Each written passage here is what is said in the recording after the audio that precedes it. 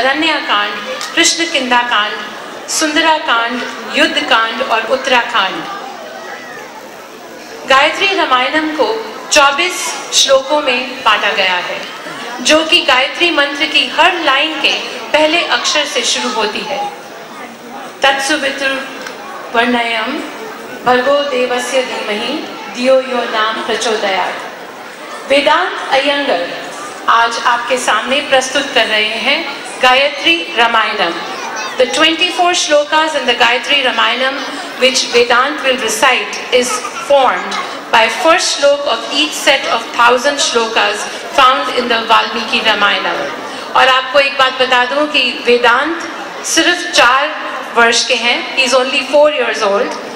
and he has recited these 24 shlokas only in a span of 1 month. Give him a big hand.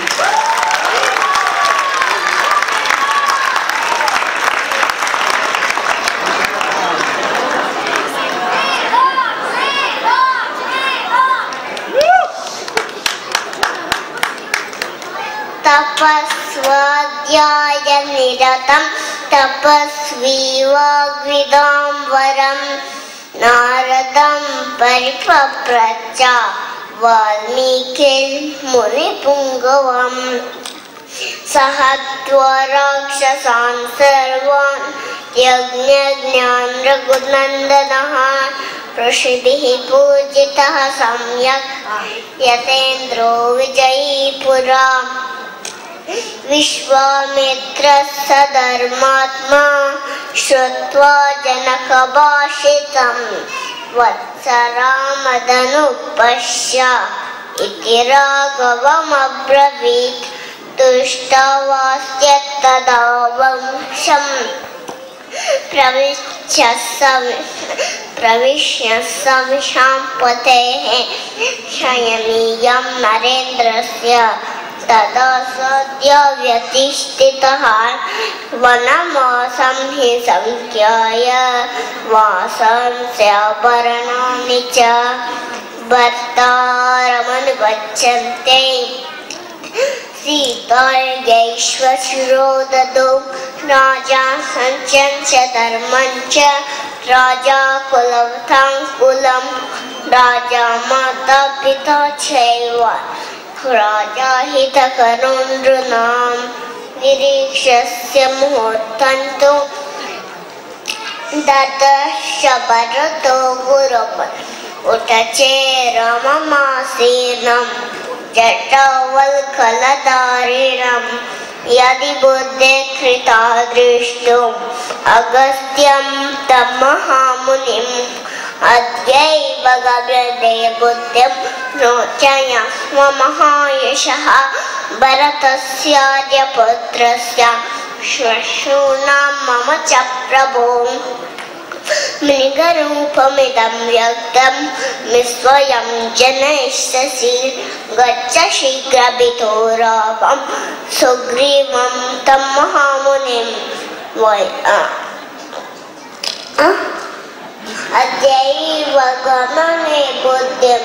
रोचस्व महायशः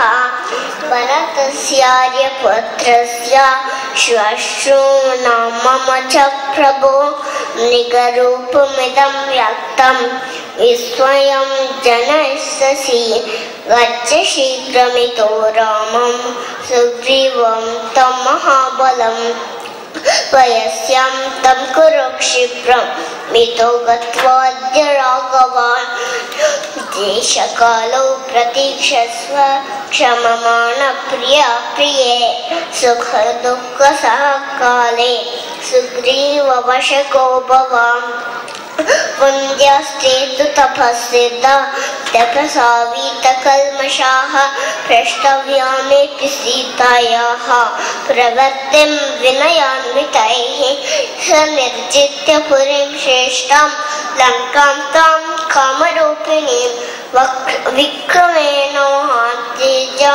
Hanuman मारुतात्मजः धन्याः देवाः सगन्धर्वाः सिद्धाश्च परमर्षयः मम पश्यन्ति ये नाथं रामं राजीवलोचनं मंगलाभिमुखीं तस्य सततासी महाकपेः उपतस्ते विशालाक्षी प्रयता हव्यवाहनं हितं महार्तं मृदुहेतु संहितं व्यतीतकालायते सम्प्रतीक्षां निशम्य तद्वाक्यमुपस्थितज्वरः प्रसंगवानुत्तरमेतदब्रवीत् धर्मात्मा रक्षसां श्रेष्ठः सम्प्राप्नोऽयं विभीषणः लङ्कैश्वर्यं ध्रुवं श्रीमान् मयं प्राप्नोत्यकण्टकं यो वज्रपाता शनिसन्निपाता न चक्षुबेनादिचचाल राजा स रामबाणाभ्यहतो वृषार्थः चचाल चापञ्चमहो च वीरः यस्य विक्रममासाद्यं राक्षसा निधनं गताः तं मन्ये राघवं वीरं नारायणमनामयं न ते तदृशे रामं दहन्तमरिवाहिनीम् मोहिताः परमास्त्रेण गान्धर्वीण महात्मनाः प्रणम्य देवताभ्यश्च ब्राह्मणेभ्यश्च मैथिली बद्धाञ्जलिपथाच्छेदम् आचार्य समीपतः चलनात् पर्वतेन्द्रश्च गणादेवाश्च कंपिताः चचाल पार्वती चापि तथा श्लिष्टा महेश्वरं दाराः पुत्राः परं राष्ट्रं भोगच्छादनभाजनं सर्वमेव विभक्तं नो भविष्यति हरीश्वरः यामेव रात्रिं शत्रुघ्नः पर्वशालां समाविशते तामेव रात्रिं सीतापि प्रसूता दारकद्वयम् इदं रामायणं कृष्णं गायत्री वीरसंयुतं पितृकालं यः पठेत् नित्यं सर्वपापैः प्रमुच्यते।